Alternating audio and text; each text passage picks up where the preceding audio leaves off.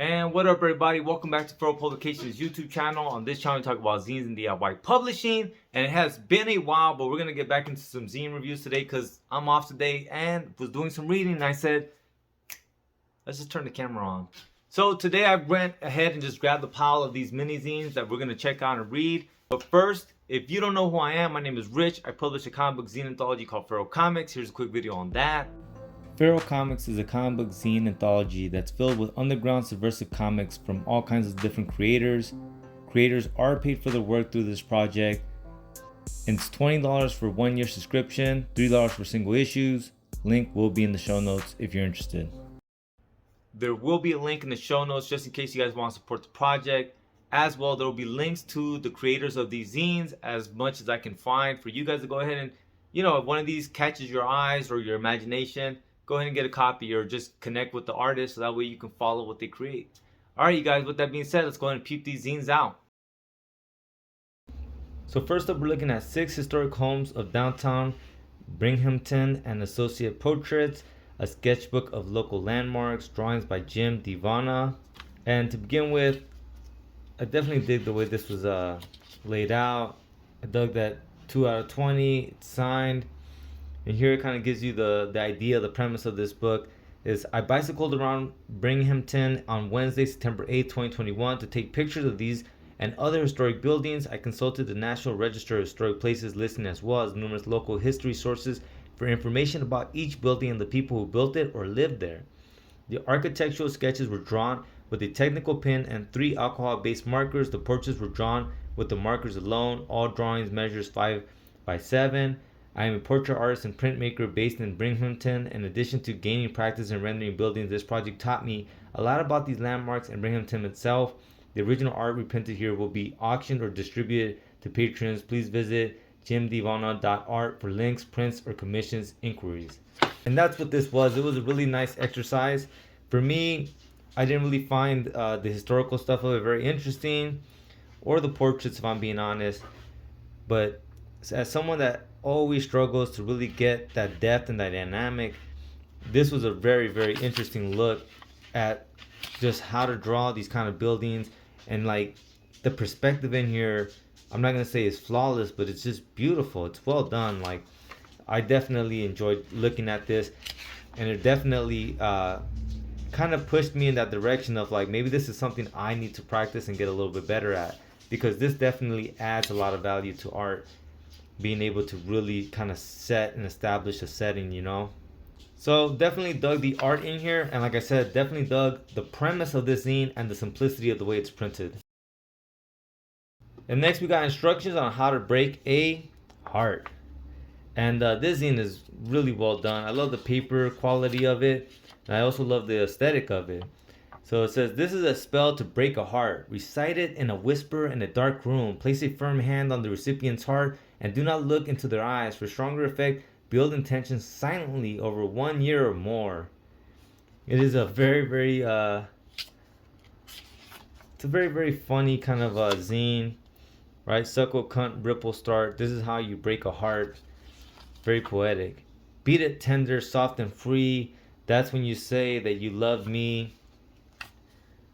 And the imagery and the color contrasting is like, there's hella good color theory in this, and it really makes it just pop. The art in here is very cool, and I definitely, like I said, I dig the color theory that's going on there and the printing of it. And this is by Jessica Roman, made with love and magical thinking in Oakland, California. JessicaCaraman.com at Bindi Collective. So as always, information will be in the show notes for all this goodness. Next up, we got Foolish. This zine right here, frequency 444. There was, you can tell, a lot of time and effort put into it. Like the cover and the back cover are glued on, and then you can tell it's printed really nicely. It looks really good. One of the problems that I had was this is not a very easy zine to read. It's a bit chaotic. Let me go ahead and open this up for you guys to see the full scope of it. So this is what it was printed like. And so basically there's multiple different stories. Like this is one story. And then the single pages, a lot of them are singular, but then there's also double pages.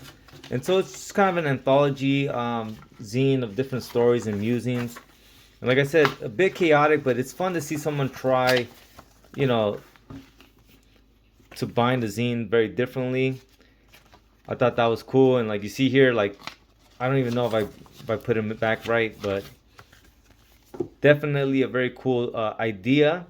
Maybe if on the second round they'll get it a little more concise, so that way it's easier for the reader to follow. Next up, we're looking at Kerbloom. This is the November to December 2021 issue 153.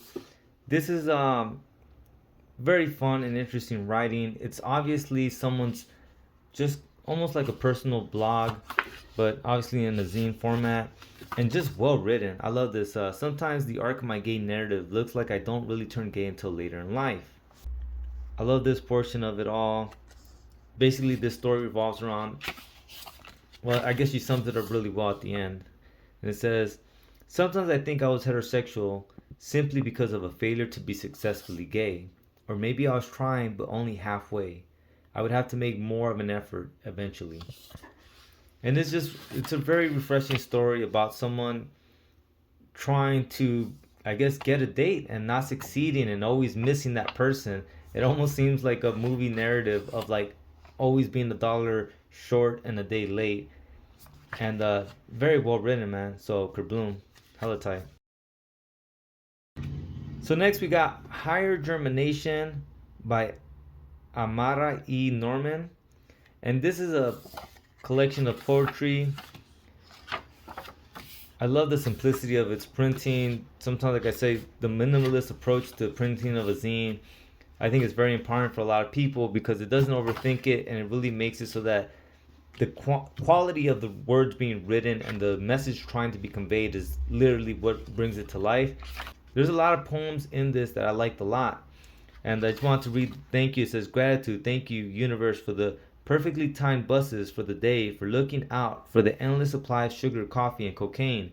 Paper with the good weight, the soft touch, so snapshot, soft, triumphant.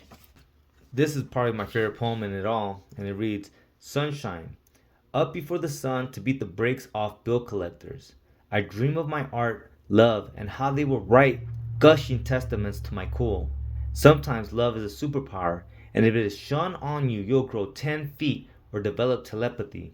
It can save any of us before we hit the ground, but it can be elusive and unreliable, and you're questioned in its absence, and you'll wonder about what you can't see, and you'll fear it's abandoned you. I wish I was a summer baby, carefree under sun that birthed me, resistant to the swaddle, sticky with intrigue and last night's hardly memories. The revolution will be fruitful and homegrown. The kettle yield to end all awakenings, the brute force of roosters crows at the corner of my bed, drawn eyes. Absolutely, one of the best ways of starting the day is to grab a pile of zines and read. So definitely enjoyed this this session with these zines. If you guys are interested, once again, there will be links in the show notes for you guys to peep these zines out. Beyond that, go ahead, like, share, and subscribe, and let's keep building this thing up. All right, guys, thanks for watching. Lights.